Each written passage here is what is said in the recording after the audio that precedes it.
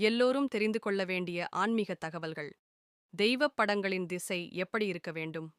வெங்கடாசலபதி, லட்சுமி, குபேரன் போன்ற செல்வத்திற்குரிய தெய்வங்களை வீட்டின் வெளிப்புறம் நோக்கி வைக்கக்கூடாது.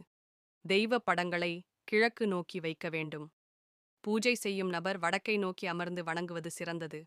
பூஜை அறையில் கட்டுப்பாடுகள். அதிகமான படங்களையும் சிலைகளையும் நெருக்கமாக வைக்கக்கூடாது. ஒவ்வொரு சிலைக்கும் இடையில் போதிய இடைவெளி இருக்க வேண்டும். நிவேதன முறைகள். நிவேதனம் செய்த தேங்காயை மீண்டும் சமையலில் சேர்த்து அதை மறுபடியும் நிவேதனம் செய்யக்கூடாது.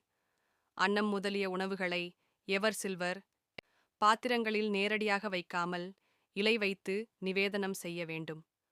கோவில்களுக்கு செல்லும் முறைகள். வீட்டில் கோலம் போடாமலும் விளக்கேற்றாமலும் கோவிலுக்குச் செல்லக்கூடாது. எரியும் விளக்கில் எண்ணெய் அல்லது நெய்யை கைகளால் தொடக்கூடாது.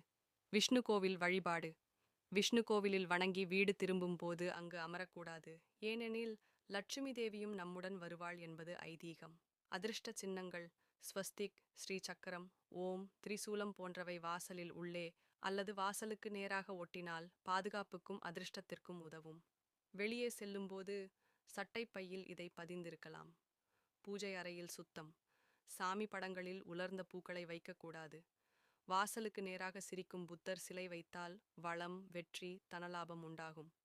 இந்த ஆன்மீக வழக்கங்களை பின்பற்றுவதன் மூலம் நம் வாழ்க்கையில் நன்மைகள் கிடைக்கும். தொடரும் ஆன்மீக தகவலுக்கு ஆன்மீகம் தமிழ் சேனலை சப்ஸ்கிரைப் செய்யுங்கள்.